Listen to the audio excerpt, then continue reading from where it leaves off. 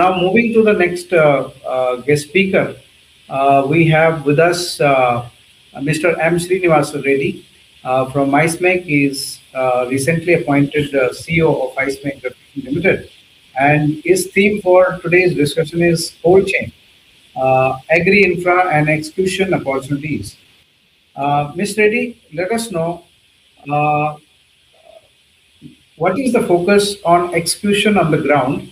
So three key areas that you have to touch upon is cold chain, fisheries and agriculture infrastructure opportunities, execution challenges and readiness, and sustainability and energy efficiency. So I have two questions for you again.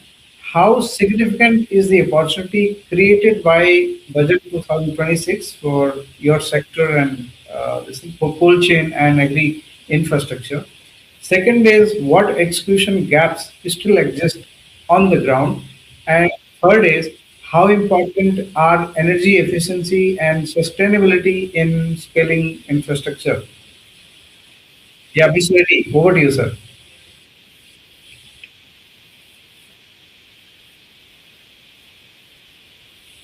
Greetings to all the fellow panelists. I think the budget is nicely summed up by each of the senior colleagues on the call.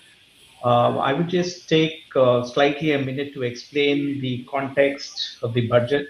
I think to read the budget context in the backdrop of serious supply chain disruptions, um, several issues related to geopolitical scenarios and tariff unpredictability, and most importantly, the multipolar world that we are now witnessing. You know, you have to see the budget in that context. I think, given these challenges in the global scenario, I think the finance minister has done a wonderful job of balancing the budget.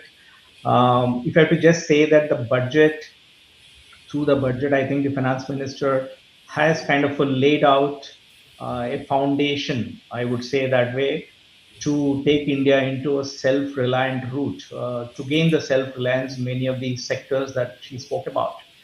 I think this budget has attracted a lot of focus and attention on the sunrise sectors, essentially the electronics, artificial intelligence, semiconductors, renewable energy, defense and pharma. Coming to your specific question of how the cold chain related sectors that's been given prominence in the budget, I would relate one to the farmer sector. Um, the finance minister announced setting up about 10,000 crores of outlay to promote biopharma clusters and biopharma sector. This will give rise to a lot of opportunities for the cold chain requirements in the. So, you know, India is doing pretty well in terms of pharma growth, pharma R&D. We've been contributing. India has been contributing to the global pharma landscape in a much significant way. I think that's a strength probably the finance minister want to consolidate itself further. So the announcement that has come is, I think, is a boon for the pharma industry in general.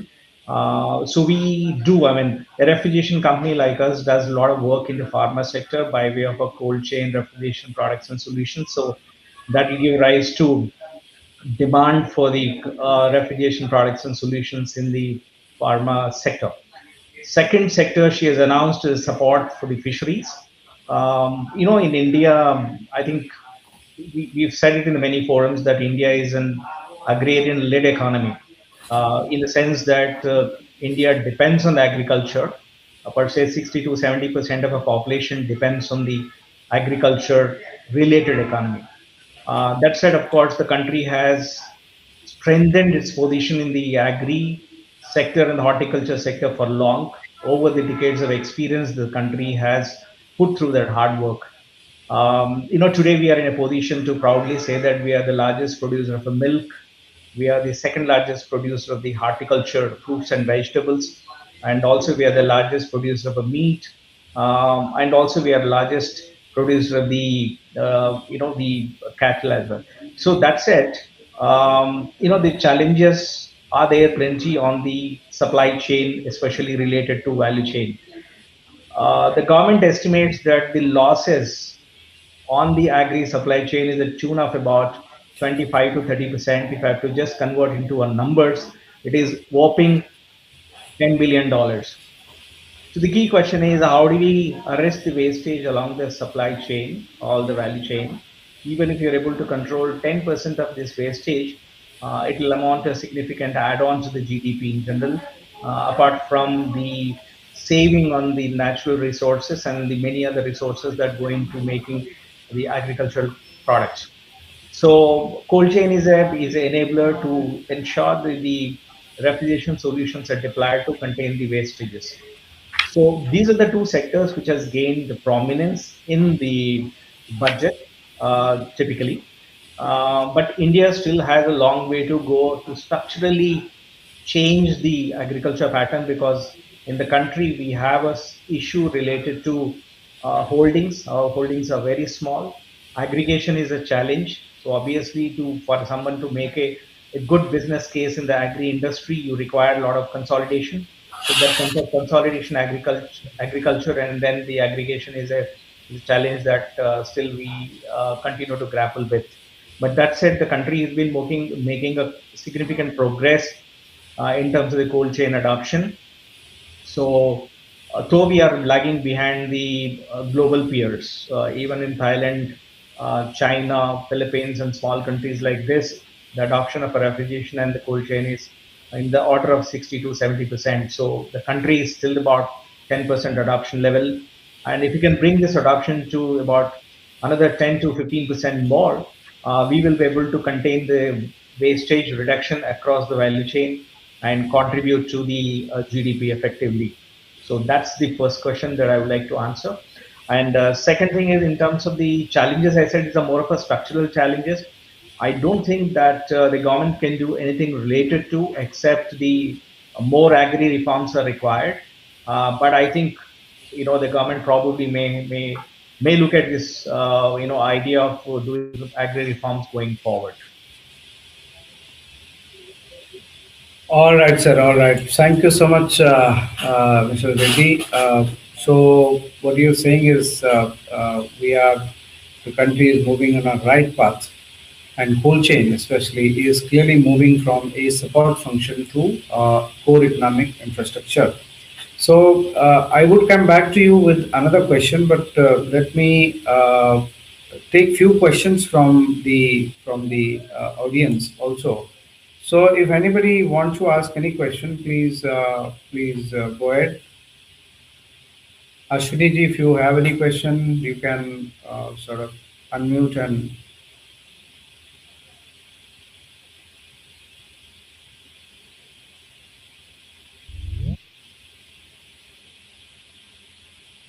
No question from Ashwini ji? Okay. So I would have another question for you, sir. What is the today's biggest execution bottleneck you see in your sector? Financing, energy, or project readiness? You're asking me? Yeah, I'm asking you, sir. Okay, so there is absolutely no dearth of a capital in the country. The capital is available. The key question is the making cold chain viable.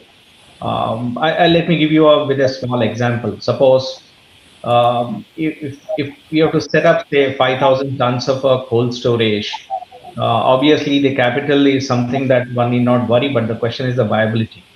The financing part for that. So unless structurally we have a back-to-back infrastructure developed, connecting from the farm to the fork, the standalone investments is not going to help the either an agriculture value chain or the industry in general. I think if I were to just slightly explain, decode this wastage along the value chain of a 35%, roughly about 15% wastage happens at the post-harvesting stage. I'm saying at the farm gate stage.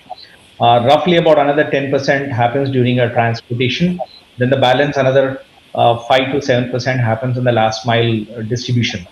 So the challenge is not limited to one particular touch point on the value chain. Challenge is everywhere. So it is extremely important for agri sector or any investor to look at the end-to-end value chain from the investments and the infrastructure point of view.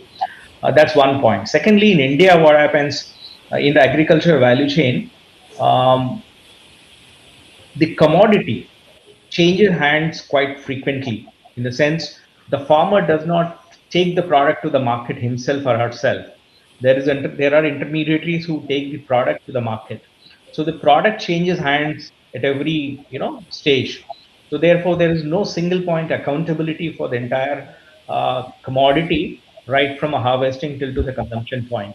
So this is not true in case of, say, developed countries like US, Europe, where the holding is not an issue, aggregation is not an issue. A farmer himself, who's a big enough to aggregate the products and then build a cold chain or refrigeration chain to take the product from the farm to the gate consumption point.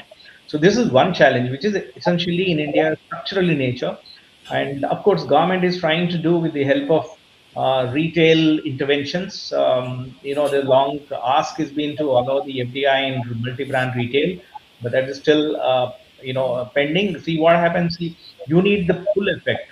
The pull effect comes from the markets. Suppose if the players who are in the retail sector are able to create that pull effect and connect the backward linkages up to the farm gate, then this problem gets solved out. And third question you asked, I think, which I on a sustainability and energy efficiency. Cold chain, generally, the sector is energy guzzling sector. It takes a lot of energy, obviously. And in terms of the refrigerant standpoint, country, I think all the players in the country and country has made rapid progress in acclimatizing and advancing the technologies related to global warming, so and so forth. Secondly, all the products that are manufactured here are compliant with energy efficiency norms. So I think we can proudly say that our systems and products and solution services, which are definitely can be benchmarked globally with the global energy efficiency standards and also in the sustainability norms. So we are not lagging behind that because country has done well in terms of adopting those technologies in the refrigeration side. Absolutely, Mr. Reddy. You rightly pointed out that India needs to save $10 million are being wasted. That would translate into more than like crore rupees, I suppose. So there is a lot of the government and the players like IceMake has to put in their efforts to sort of help the country and through this cold chain infrastructure, storage, and all that for farmers and everybody. Thank you so much, Ms. Reddy.